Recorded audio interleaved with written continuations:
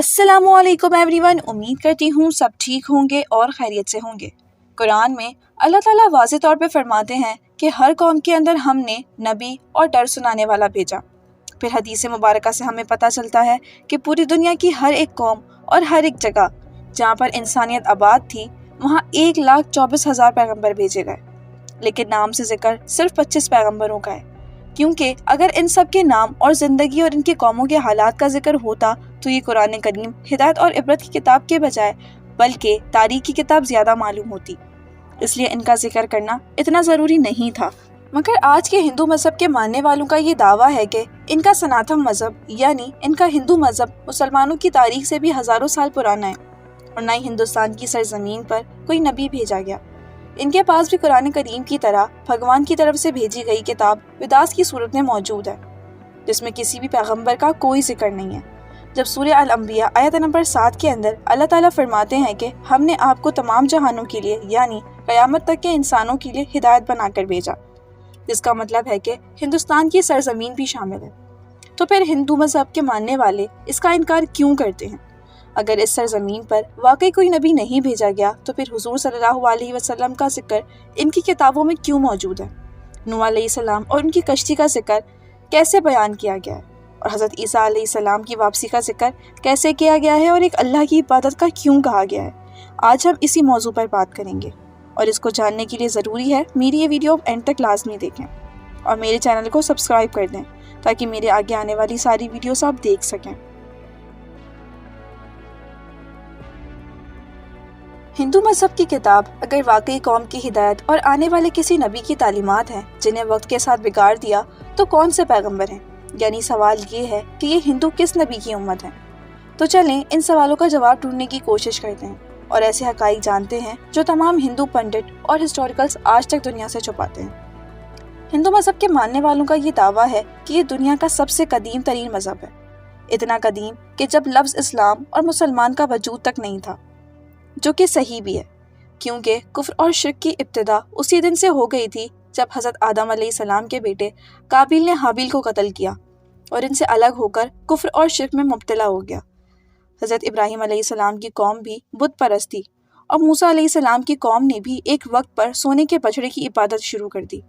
यहाँ तक नबी सल्लल्लाहु अलैहि वसल्लम की नबूवत से पहले काबा के अंदर 660 बुत मौजूद थे, जिन्हें फतेह मक्का के वक्त सहाबा कराम ने तोड़ तोड़ कर टुकड़े टुकड़े कर दिया था, जिससे ये साबित होता है कि बुत परस्ती तो दुनिया के पहले इंसान हज़रत आदम अलैहिस्सलाम की एक नाफरमान औलाद के वक्त से ही आज तक मौजूद है। मगर इसका ताल्लुक किसी मज़हब से नहीं बल्कि गुमराही से है जो कि शैतान इनसे करवाता आ रहा है। और जहाँ तक हिंदुस्तान की सरजमीन का ताल्लुक है तो यहाँ पर इन लोगों की हिदायत के लिए यकीनन कई पैगम्बर भेजे गए, जिसमें से कुछ तालीमात अपनी सही हालत में मौजूद है मगर ज़्यादातर को बिगाड़ कर इसकी वजह से बुत परस्ती और गुमराही शुरू हो चुकी है,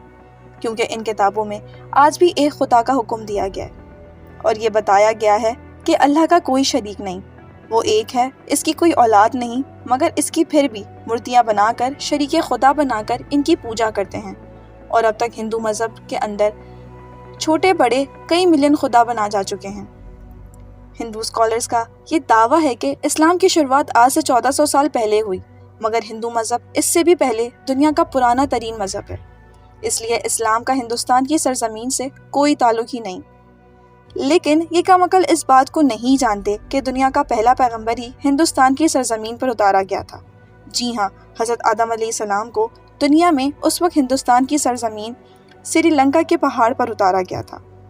और आज भी इनके कदम के निशान मौजूद हैं। यानी सरजमीन पर पहला कदम ही एक मुसलमान और पैगंबर ने रखा, जिसका मतलब इस्लाम की इब्तिदा अरब से नहीं बल्कि हिंदुस्तान से ही हुई, क्योंकि मुसलमान लफ्ज़ का मतलब है कि अपनी ख्वाहिश को रब के हवाले कर देने वाला और हुक्म मानने वाला इंसान।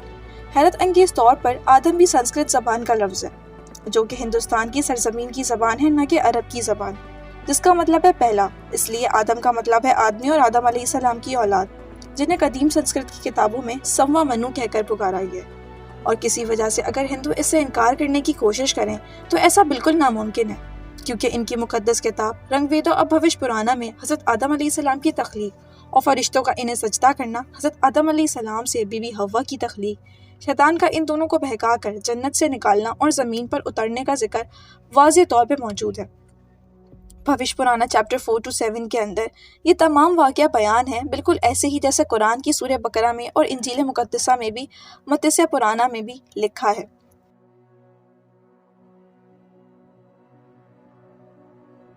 اللہ تعالیٰ نے حضرت آدم علیہ السلام کے جسم کو 2 حصوں میں تقسیم کیا، ایک کو سموا منو یعنی آدم اور دوسری کو فیمیل یعنی شتر و پاکہ بنایا، جسے مسلمان حضرت بی بی حوا کے نام سے جانتے ہیں۔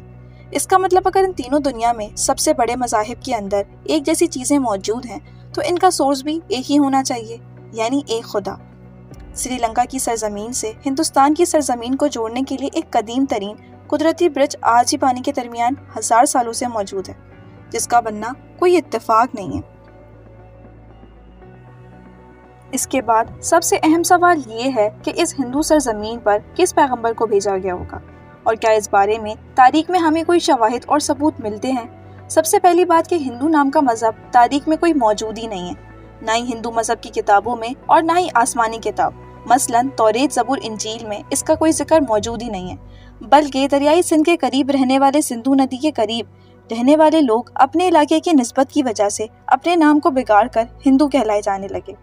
جبکہ اصل میں ان کا یہ مذہب سنسکرت زبان کے اندر ہندو کے نام سے نہیں بلکہ سناتا دھرم کے نام سے تاریخ میں موجود ہے،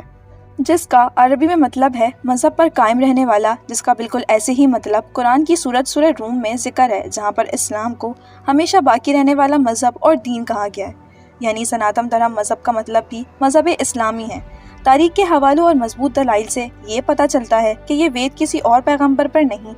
بلکہ آدم ثانی حضرت نوح علیہ السلام پر اتارا گیا ہے، جس میں انہیں مہانوا کہا گیا ہے۔ ویدوں میں پیغمبروں اور عظیم شخصیت کے لیے منو کا لفظ استعمال کیا گیا ہے، لہٰذا حضرت نوح علیہ السلام کو بڑے سیلاب والا منو کہہ کر بیان کیا گیا، اور ان کی کشتی سے لے کر سیلاب تک کا تمام واقعہ تفصیل سے موجود ہے، جیسے کہ قرآن کی سورت سورہ ہود میں اور بک آف جینیسس چیپٹر 7 میں بھی بیان ہے۔ ویدوں میں لکھا ہے کہ جب بڑے سیلاب کے بعد دنیا پھر سے قائم ہوگی تو میں ان ویدوں کو نافذ کروں گا، اور بھوش پرانا چیپٹر 4 to 7 کے اندر نوح علیہ السلام کے طوفان کے بارے میں بیان کیا گیا ہے، اور یہ بھی کہ اس منو کو خدا نے کشتی بنانے کا حکم دیا ہے اور جانوروں کو سوار کرنے کا حکم دیا ہے۔ اس کے بعد ایک عظیم طوفان آیا جس نے ہندوستان سرزمین کو ختم کر دیا۔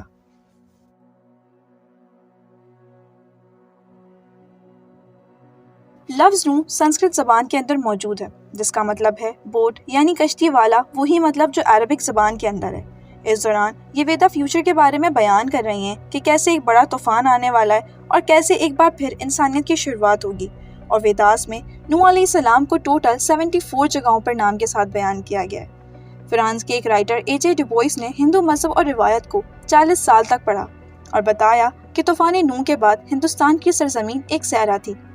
جسے آباد کیا گیا، اور خود ویداس نے بار بار حضرت نوح علیہ السلام کو مخاطب کر کے ان کی واقعات بیان کر رہی ہیں، جس کا مطلب ہندوستان کی سرزمین اور حضرت نوح علیہ السلام کے درمیان ایک تعلق موجود ہے۔ اور طوفان نوح کے بعد جن ویداس کو نافذ کرنے کا بیان کیا گیا تھا وہ حضرت نوح علیہ السلام کی ہی تعلیمات تھیں، جو اس طوفان کے بعد اس ہندو سرزمین پر ان کے ایک بیٹے کی نسل سے آگے پھیلنا شروع ہوئی، اور اس کے بعد اس قوم نے گمراہ ہو کر بت پرستی کرنا شروع کر دی، کیونکہ تاریخ کے حوالوں سے ہمیں پتہ چلتا ہے کہ نوح علیہ السلام کی قوم جیسے دیوی دیوتا کی پوجا کرنے کا تصور دنیا میں کہیں اور موجود نہیں تھا۔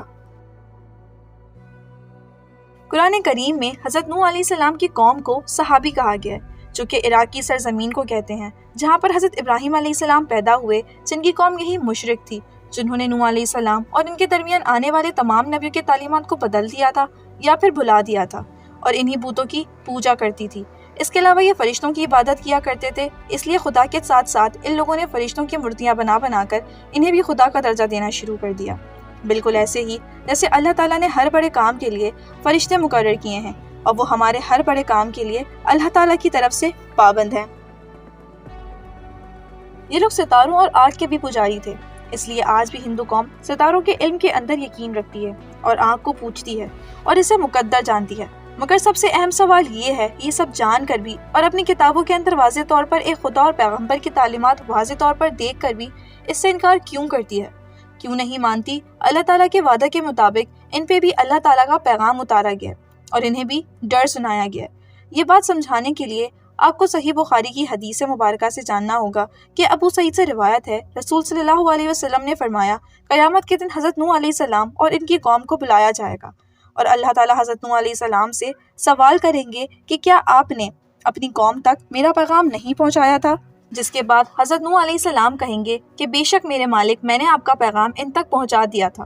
جس کے بعد حضرت نوح علیہ السلام کی قوم سے پوچھا جائے گا کہ نوح نے تم تک میرا پیغام پہنچا دیا تھا؟ یہ لوگ انکار کریں گے کہ نہیں، کہ ہمارے پاس ڈر سنانے والا کوئی نہیں آیا، ہمیں آپ کا یعنی اللہ کا کوئی پیغام نہیں ملا۔ اللہ تعالیٰ نوح علیہ السلام سے فرمائیں گے کہ آپ کا گواہ کون ہے؟ اور وہ فرمائیں گے حضرت محمد صلی اللہ علیہ وسلم اور ان کی امت۔ پھر تم لوگوں کو پیش کیا جائے گا اور گواہی دینا کہ نوح علیہ السلام نے اپنا پیغام یعنی اللہ کا پیغام ان تک پہنچا دیا تھا۔ جس کے بعد حضور صلی اللہ علیہ وسلم نے سورہ البقرہ کی آیت نمبر 143 پڑھی، اور اسی طرح سے ہم نے تمہیں امت وسط بنایا یعنی درمیانی امت بنا دیا تاکہ تم لوگوں پر گواہ رہو اور رسول تم پر گواہ رہیں۔